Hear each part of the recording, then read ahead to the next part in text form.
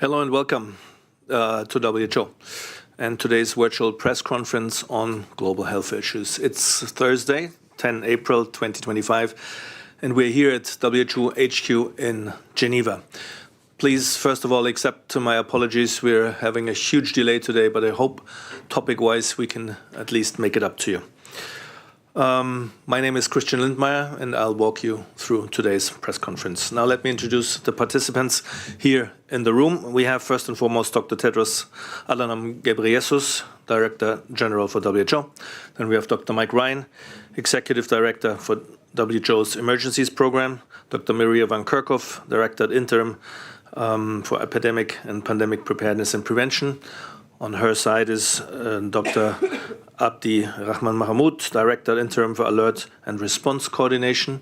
Then we have Dr. Tana Vulic, Executive Officer for Universal Health Coverage and Life Course. And to her side is Dr. Daniel Thornton, Director for Coordinated Resource Mobilization. On the other side of Dr. Mike Ryan, we have first Dr. Kate O'Brien, Director for the Department of Immunization, Vaccines and Biologicals. Then we have Dr. Calypso Chalkidou, Director for Health Financing and Economics. And last but not least, we have Dr. Rudy Eggers, he's Director for Integrated Health Services. We have a number of colleagues online who I will introduce when we come to it, but to mention one, we also have Dr. Rick Peperkorn, he's the WHO representative in the occupied Palestinian territory. With this, enough from me, and over to Dr. Tedros for the opening remarks. Thank you, Christian. Good morning, good afternoon, and good evening. At our last media briefing, I spoke about the impact of recent funding cuts on global health. Since then, WHO has compiled feedback from more than 100 countries to understand that impact and the support of those countries need to mitigate it. The results show that severe disruptions to health services in 3/4 of countries and closures of health facilities in 1/4 of countries. We also see increased out-of-pocket payments for health care in 1/4 of countries. They also report job losses for health and care workers and disruptions to information systems and the supply of medicines and health products. In response, countries are revising budgets, cutting costs, and strengthening fundraising and partnerships. WHO has been working with countries for many years to support them to transition away from aid dependency to sustainable self-reliance based on domestic resources. We are now supporting countries to accelerate that transition, to avert the health impacts that these sudden and unplanned cuts are having. For example, South Africa's parliament has approved an additional $1.5 billion for its health budget this year. Nigeria has allocated an additional $200 million to health in its 2025 budget. Kenya's Health Ministry has requested an additional $250 million from the National Treasury to support health services. And Ghana and many others are also taking steps to bridge their financing gap. Countries are asking for WHO support for innovative fundraising and targeted technical assistance, and WHO is working to provide that support as best we can. There are several principles that we advise countries to follow. First, prioritize the poorest and prevent exposing them to impoverishing out-of-pocket health spending. Second, protect health budgets and resist reductions in public health spending. Third, donor funds should be channeled through budgets instead of parallel donation systems and aligned with national priorities based on one plan, one budget, one report. And fourth, avoid cutting services or closing facilities and absorb as much of the impact as possible through efficiency gains in health systems. These can include improving procurement, minimizing overheads, pooling purchasing of goods and services, and using health technology assessment to guide decisions on which services and products provide the biggest health gains for the money. There are also several tools that countries can use to generate new sources of revenue. In the short term, immediate measures include introducing or increasing taxes on products that harm health, including tobacco, alcohol, and sugary drinks. Countries including Colombia, the Gambia, Philippines, South Africa, Sri Lanka, Timor-Leste, Thailand, and more have all introduced such taxes in recent years and seen consumption decrease and revenues increase. In the long term, countries that don't already have social and community-based health insurance can introduce it, in which individuals or families contribute a small amount to a fund which finances health services. Not all of these measures will be right for every country, especially countries that have weak tax collection or a large unregulated informal sector. These countries will require significant loans from development banks at concessional rates and the right terms. WHO is working with affected countries to identify which measures are best for them and to tailor those measures accordingly. Now to Gaza, where a complete blockade since the 2nd of March has prevented all food and medicine from entering into Gaza. In addition, in the past week, 75% of UN missions within Gaza have been denied or impeded. This blockade is leaving families hungry, malnourished, without clean water, shelter, and adequate health care, and increasing the risk of disease and death. WHO took advantage of the precious ceasefire to resupply the health system and our warehouses. After 6 weeks of blockade, those supplies are dangerously low and will run out in 2 to 4 weeks unless the siege is lifted. 180,000 doses of routine childhood vaccines, enough to supply and protect 60,000 children under the age of 2, have not been allowed to enter, leaving newborns and young children at risk. Since the breakdown of ceasefire, almost 400,000 people are estimated to have been displaced again, with no safe place to go, and almost 1,500 people have been killed, including 500 children. The health system is only functioning partially and is overwhelmed. Meanwhile, healthcare continues to be attacked. Since the conflict began in October 2023, more than 400 humanitarian workers have been killed. On the 23rd of March, the Israeli army attacked a medical and emergency convoy, killing 15 health and humanitarian workers. Despite security risks, access restrictions, and dwindling supplies, WHO is staying in Gaza and will continue to deliver supplies, train health workers, support emergency medical teams, medical evacuations, surveillance for epidemics, and primary healthcare centers.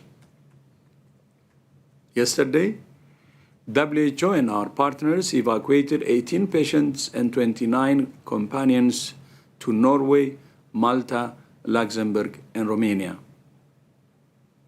However, more than 10,000 other patients are still awaiting evacuation.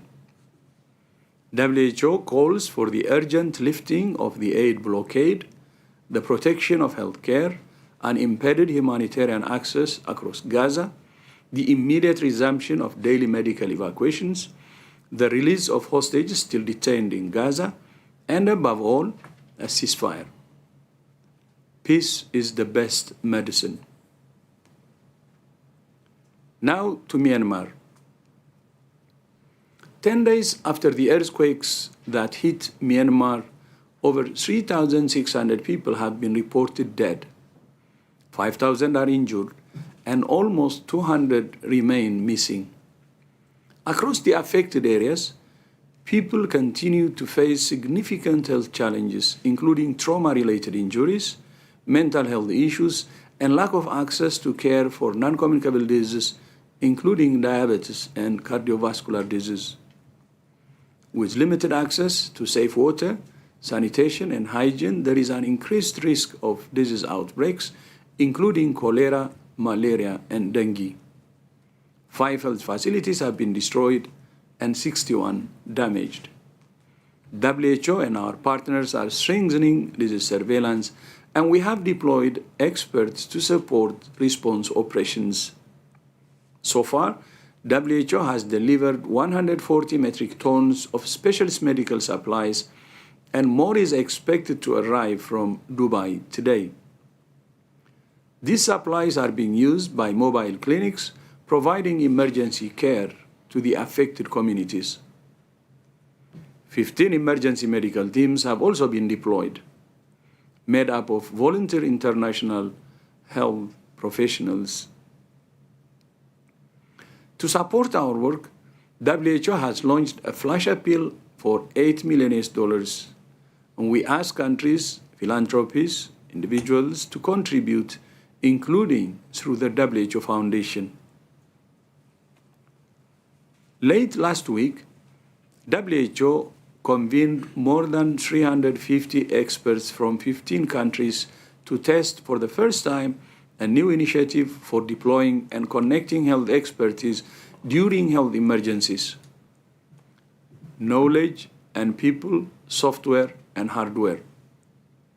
The two-day simulation, called Exercise Polaris, tested WHO's Global Health Emergency Corps, a framework designed to strengthen countries' emergency workforce, coordinate the deployment of surge teams and experts, and enhance collaboration between countries.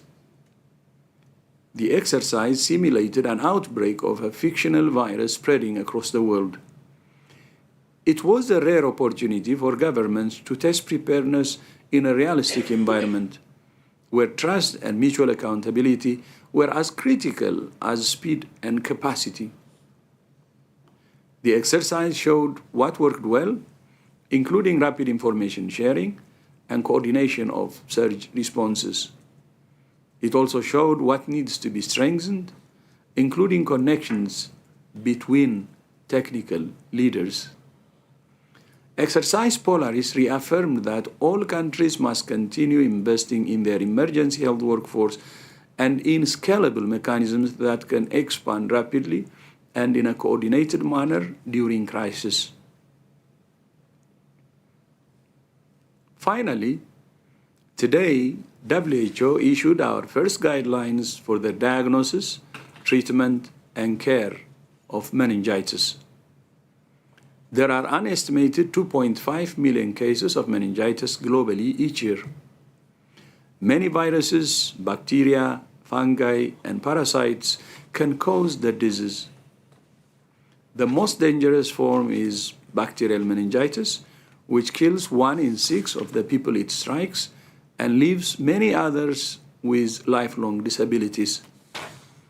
These new guidelines are designed for health workers to use and will help to save lives, improve long-term care, and strengthen health systems. They also contribute to the global plan to defeat meningitis by 2030. Christian, back to you. Thank you very much, Dr. Tedros. Let us now open the line for questions. To get into the queue, please use the raise your hand icon to flag your hand and then unmute when it's your turn. And the first question goes to Nina Larson from AFP. Nina, please go ahead. Yes, hi. Thank you very much for taking this. I was hoping that you could say a little bit more about the impact of the cuts on WHO itself, and then also given the state that you described at the beginning here about the what seems to be a very fragilized global health system. If you could say if that is adding to the urgency of completing a pandemic agreement this week, and how you see those discussions proceeding, and if you expect them to complete this week or if you expect them to continue. Thank you. Thanks, Nina. I think that's touching upon a large range. Mike, do you want to start? Yeah, Tedros may wish to come in. Yeah, I think when we consider cuts and we consider everything else, I think we need to be very cognizant of the fact that within an organization like WHO, there's always an opportunity to evolve structures, to evolve our budgets, to be more efficient. I think today of the people in Myanmar, I think today of the people in Gaza, I think today of people around the world who've lost their HIV therapy or their TB therapy, or children who haven't been vaccinated dying of measles.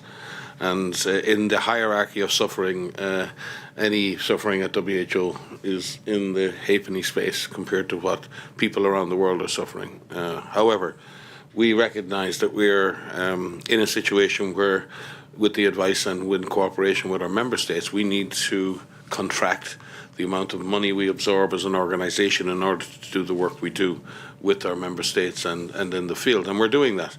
And we're approaching that very, very responsibly in terms of cost containment, resource mobilisation, looking at the priorities in the organisation that we already set with our member states for a 5-year cycle, which would start in January next year.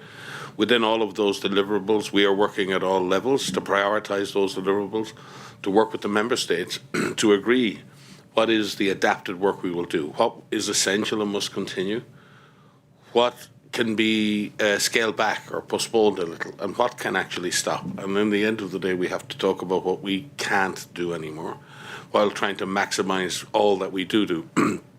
We've also got to look at the model of delivering that in terms of how we're structured, in terms of organisational design and how that's delivered. And that's something we're looking at as well. We're looking at our budgets and where that budget is spent. Is it spent here in Geneva? Is it spent at the countries? How we utilise our partners outside. Are we using our partner networks? You saw in the exercise Polaris, we're leveraging our partners to work more with us, so we don't have to expend as much resources, and our member states and their wonderful institutions can pick up more of that burden. So much is happening. It's happening in a very compressed period. You know, we're doing a lot of organisational work and evolution in a compressed period of time. And because of that, many of these processes aren't sequential, aren't linear, they're happening at the same time. And you know, we have to be honest, that's causing stress within the organisation, and I'm really sorry and for our own staff, in the sense that as things move like this, it's very easy for people to become disrupted and unsettled. And I have to say I admire the staff of the World Health Organization and the way they have faced this difficulty with huge courage, but also with the needs of the people we serve right at the centre of their concerns. And I believe when you focus on the people that you serve, you tend to find ways to get that done better and get that done more efficiently. So I'm really pleased with the process so far. We have some deadlines. We have to have a new budget on the table for the World Health Assembly, and in reality, in advance of the World Health Assembly, so the member states can consider it. And in line with that new budget, there will have to be a new set of priorities and obviously an organisational design that can deliver that. We hope to deliver that on time. We will deliver that on time. If I'm looking to the man to my left, we will be delivering that on time. And the organisation, the stimulus for this is obviously something that we didn't want. Neither did health systems in the countries need this stimulus. The good thing is our organisation, through many years of transformation, has become quite agile, and we've become quite adaptable. And similarly, at health systems at national level have actually had to adapt to a lot of changes in the international financial situation. They've seen donor funding dwindling over time. They've had to look for other sources of domestic financing for their health systems. So in a sense, the team here in Geneva, working with Dr Tedros, have been working for years. In fact, I think part of Tedros' manifesto coming in was to transform the way health systems were financed. So this stimulus is not welcome because it introduces a level of sometimes panic to the process and everyone gets very scared. But I think the outcome of this, as was DG said in his speech, is an acceleration of what's already been done. And we may be able to come out at the end of this as an organisation, but also as health systems, in better shape. But not because of this stimulus, because the system, our systems and government systems have already been adapting to the realities of a new world over half a decade or more. With regard to the pandemic agreement, yes, I mean, clearly the pandemic agreement is not a panacea. It deals with the future pandemic. It doesn't deal with all of the issues that concern people's health around the world. But there is no question that having a framework for cooperation between sovereign states when it comes to the next pandemic is the basis for collective action that is needed, it is required, and it will save lives. And it will be an efficient way to deliver.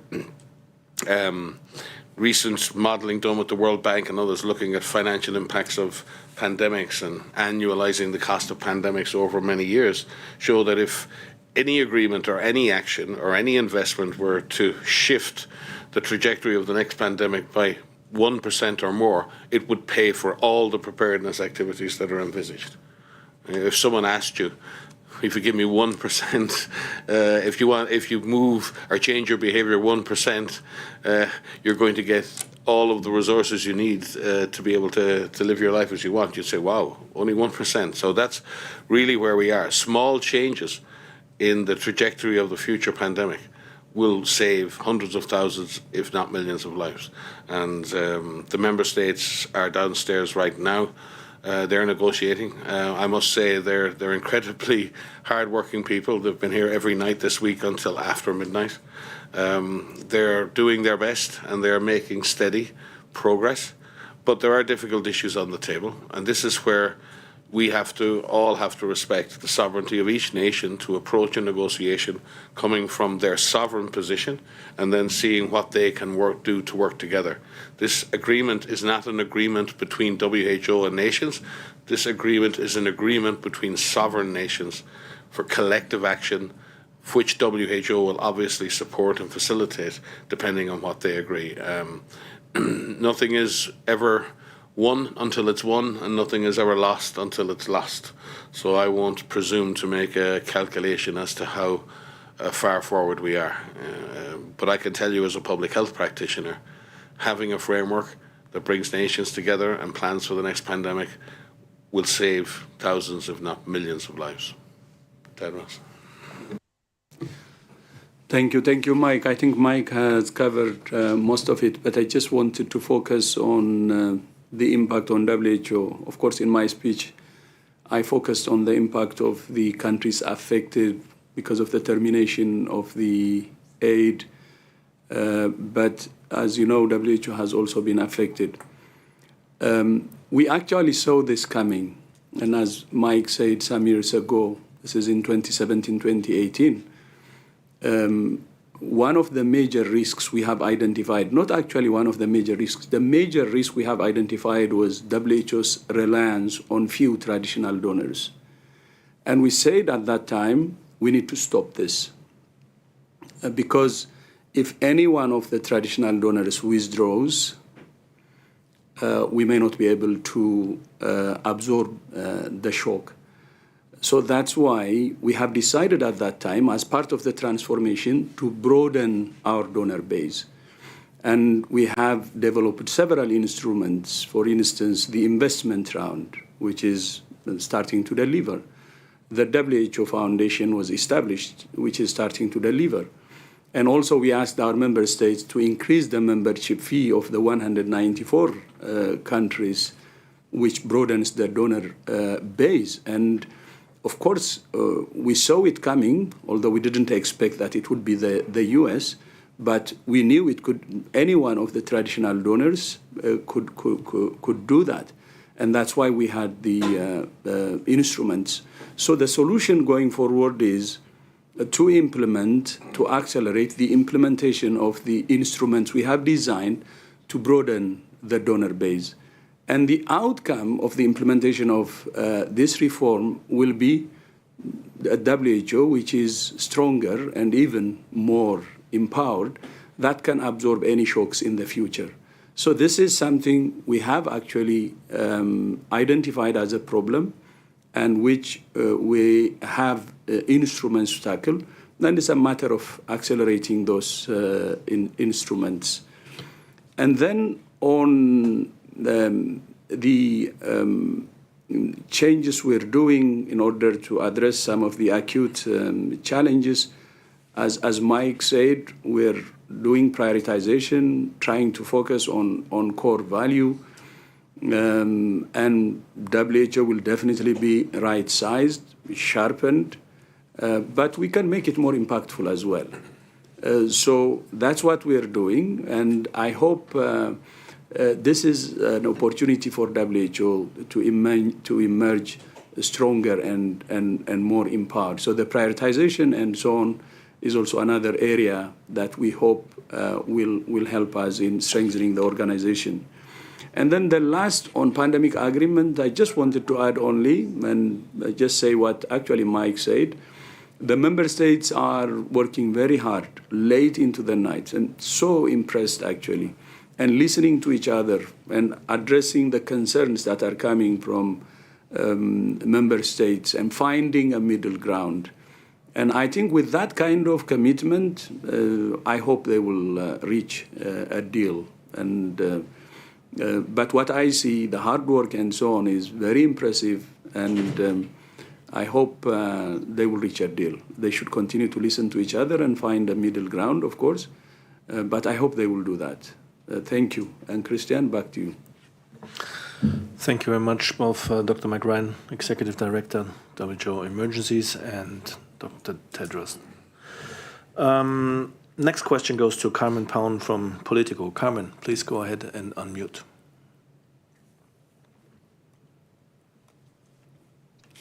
Thank you so much, Christian. I just wanted to ask if there's been any outreach to the White House from the WHO for talks about the withdrawal. Obviously, we talked about this in the past, but the U.S. president has seemed to leave the door open for that. So I was wondering if there's been any more on that in the last few weeks. If there are any talks planned with the U.S. about what they would want to continue staying in the WHO. And the other thing I wanted to ask was about the Ebola prevention and response. There's been some confusion here and some sort of like contradictory statements about whether the U.S. is still participating in that. And the last I heard was that was still the case, that the U.S. Was still, paying for Ebola prevention and response in Uganda. So I was wondering if the WHO is seeing that. Is there any cooperation, for example, still ongoing between the U.S. and the WHO and the response to the Uganda outbreak, for example? Thank you. Thank you, Carmen. For those, let me see where we start. Those on the Ebola or on the financing. Dr. Mahmoud, maybe for the Ebola. Thanks so much. In terms of collaboration with USCDC and the US government, we've been working very closely with them both in Tanzania and Uganda in responding to the outbreak. But as I mentioned previously, it's not the response, it's the system that supports the system. So a lot of restriction on the core funding, whether the lab collection, the lab transport system, the IPC, the management of the waste, a lot of those funding have been cut. So technical collaborations have improved, and we continue collaborating with them. But the broader aspect, you can't isolate Ebola response from the broader investment in the health system. So that's the biggest challenge that we've been having. And it's taken, as Dr. Tedros mentioned, countries to submit resources to the budget, which takes some time. So the challenge we're having right now is while the collaborations have been improved, both at the country and also with our colleagues in Atlanta, but the broader investment required for the health to successfully manage an outbreak will require support in the point of entry, where thousands of people are workforce required, is the collection of the samples, is the supplies required for that. So I think the main challenge is happening is twinkling, wrinkling, small steps have been taken, but it's not enough to respond to a large outbreak like Ebola. Thank you, Dr. Mahmoud, and Dr. Tedros, please. Okay. On the engagement, no formal engagement has started yet, but informal reach outs we're doing. As you know, we have, I think, shared the three-pronged approach we have. One is the accelerating the implementation of the financing instruments we have. That's resource mobilization, which I said earlier. Second is sharpening WHO, make it more focused on its core mandate and reducing expenditure. And the third is engaging the US. So we still have it in our three-pronged approach, and we're engaging informally, but no formal engagement has started. What do they want? I mean, from what they want, if it's in the executive order, there are clear four things. I think reform, payment. They also mention about COVID management. And the fourth, I think, is WHO's independence. So these are actually good reasons to stay than to leave. I think I said it in the past. When it comes to reform, WHO is doing the largest reform in its history since 2017. It means we are open to reform. So if reform is an issue, then they can bring it, we can consider. Because we're receptive, that's what we're doing actually for many years. And then the second on payments, of course, this is decided by member states. But if they want to pay less, that's actually what we have been doing since 2017. Working for broader donor base means the contribution of the large traditional donors will decrease, but this will not come like tomorrow or after tomorrow or next year, but in the next 5 to 10 years. The contribution of the traditional donors will significantly decrease based on the approach that we started in 2017, because our donor base will be broad. So if that's what they want, and that's what we have been doing since 2017, and the instruments we have designed are actually starting to deliver. So it's better to stay inside and then help in making sure that the changes for sustainable financing that we started actually succeed. So it's not a good reason to leave. And then the third on COVID management, of course, we tried our best. We have done our best, and we learned lessons from the COVID, and we're implementing lots of changes. As you know, the BioHub we created here, the Berlin Hub, which is to improve surveillance, the Pandemic Fund with the World Bank to improve financing of preparedness, the UHPR or the peer review mechanism, and you name it. So that cannot be an issue. We did our best, and we're also improving some of the challenges we have all seen as a global community. And then, of course, the fourth on independence of WHO. The first one is attached to this, the reform we're doing.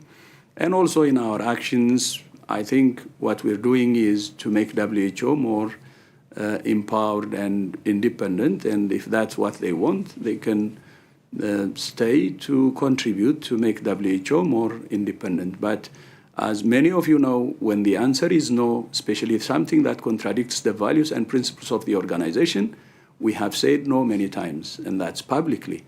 So we are clear about our values and principles, and we try to be independent no matter the consequences that may have, because we say no. And if that's what they want, that's exactly what we're doing. We have been doing the last few years. So this is, I think, as I said earlier, the four in the executive order are good reasons to stay, and I hope there will be some formal engagement for a very honest and candid dialogue for the US to come back to the World Health Organization. I said it many times that the US withdrawal from WHO, it's a lose-lose. It's in the best interest of the US to stay in WHO. It's a health security that keeps the US safe and the rest of the world safe by being in WHO. And it has also many other benefits for the US to stay within the WHO family.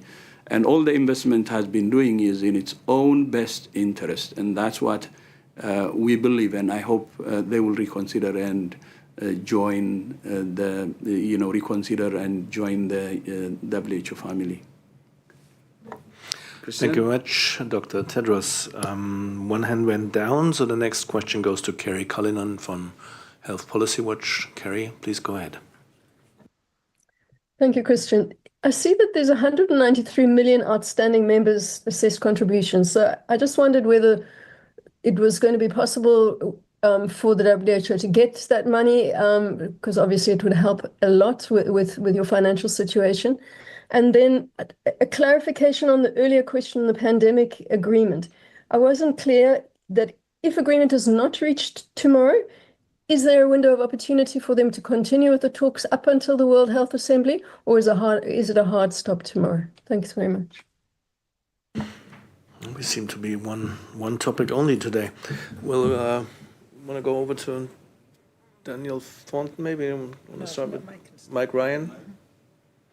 Right, Dr. Mike Ryan, please. Daniel, speak to the issue of assessed contributions. But my understanding is that assessed contributions or membership fees from member states are to be paid up until the moment of departure from the organisation, so therefore any arrears should be paid in advance. That's the legal position. The reality of what may happen, I think, if Daniel can speak to. With regard to the pandemic agreements, you specifically asked, just to clarify the question, Christian? If they don't agree by tomorrow. Oh, if they don't agree, that was it, sorry. Thank you, Gibson. If they don't agree by tomorrow, the member states will do what the member states do. We have gone through 13 rounds now, and some of those rounds have been multiple meetings. And at any time that the member states require more time, the Secretary will do whatever it takes to get them more time, to get them venues, to create the conditions in which they can negotiate. The reality is we're up against that time now. And if you consider that many member states will have to consult their capitals or will have to go back and have a discussion with higher authorities, the practicalities of having more negotiations before the Assembly and then going back to capitals so ministers of health can come here. Remember, the meeting in May, the World Health Assembly, is classically a meeting of ministers of health. It often involves heads of state, quite frankly. So the people who will make the agreement at the Assembly are at a higher level. So you can imagine that the sooner negotiations can be concluded, the sooner we can prepare that process. They don't have to have every I dotted. They don't have to have every comma agreed. There can be a few little things that need to be resolved. For example, the text will require a kind of a legal oversight, and the legal teams in countries. And here we'll have to, they term it a legal scrub, where they just have to look at the language and how it's used and the terminologies and the spellings. So there is work to do to prepare for the adoption of an agreement. So therefore, realistically, we are talking about this week till midnight. If they want to add on more time this week, they can do that. I'm sure Tedros will turn around, and if they want to stay and do it next week, they'll be here. That's their call. The member states will have to make a judgment themselves of how close they are. The negotiators downstairs are not WHO negotiators. The negotiators downstairs are negotiators assigned by 193 sovereign states, right, or 192 sovereign states in this case. And they will decide what happens next, and we will facilitate whatever they wish. We will obviously offer them advice around timelines and what's realistic and what can be done in advance of the Assembly. So, as Tedros said, they're making progress, and we will wait till tomorrow. I'm always someone who's very reticent to admit that you won't make it and then add on more time, because in my world, work fills time, and if you make more time, the work will just stretch out to fill that time. Now, there is a time that's needed, and there are real issues. Member states, people may mock them and say, oh, there's only a word here and a word there, and why can't they agree? Some of these things have meaning legally, they have meaning politically, they have meaning ideologically. And getting member states, the great thing we should celebrate is that there are currently over 190 member states in a basement trying to find a way to work together. trying to find language that will protect 8.5 billion people from the next pandemic. We should be celebrating the very fact that they're in the room, given everything else that's happening around the world, geopolitically and geoeconomically. This is a real shining example of our leaders, the people you all out there vote for, the people who you call your governments, are desperately trying to find a better way to do business together when it comes to protecting the world's population from the next pandemic. They should be commended for that. They should not be mocked for making slow progress. Things that matter sometimes take time, because if they're done properly, they will last a long time. And the more care we take now, the more chance we have to have a robust agreement that all member states will buy into and will live by and abide by.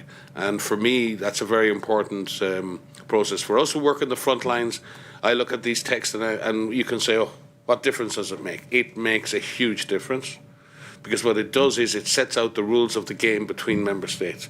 It sets out the aspirations of the member states, and it gives us working in public health the kind of support we need. It is exactly the same as a police force or any other thing you want to do. If you operate outside rules, then the rules are only as good as the rules I made up yesterday. The great thing about an international rules-based system is we all agree how the game is played. And we really do need to play a better game in the next pandemic. And this is the way to do it. Okay, I will take the assess contribution.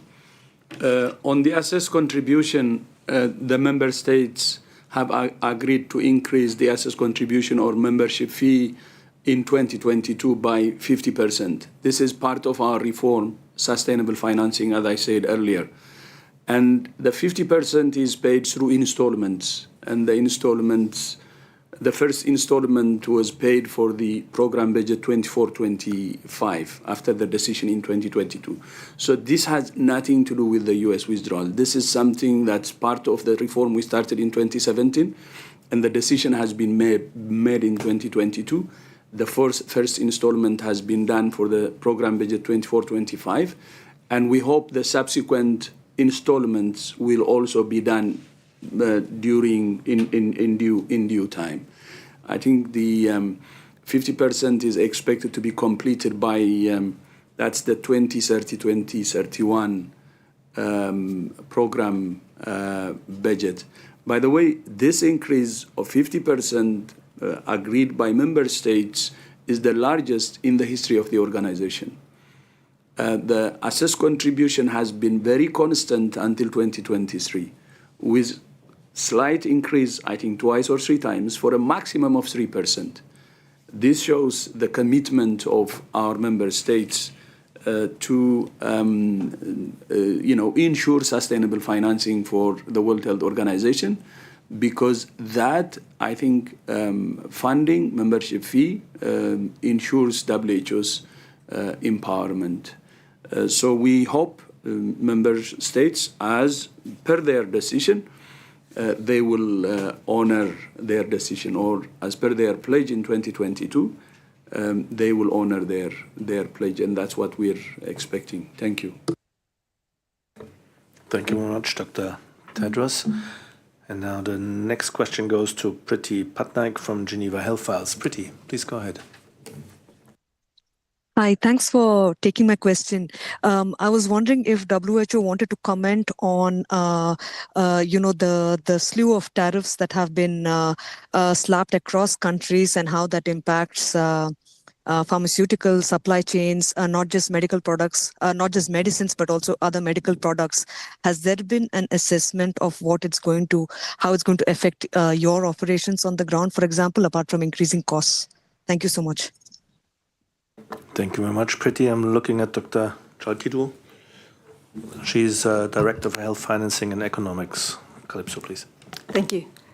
Thank you. Yes, the tariffs are a big problem. And the problem is also that when it comes to sub-Saharan African nations, some of the poorest nations with the smallest economies, the weakest economies, seem to have been the worst hit. So countries such as Lesotho, Madagascar, Cote d'Ivoire, a large chunk of their GDP could be wiped out by the tariffs if they continue, if they're sustained. And these are the very countries where external aid, a large chunk of which does come from the United States, is also critical to finance their healthcare system. So some of these countries, up to 30 or 40% of their total spend on health comes from aid, and a large proportion of that is US aid.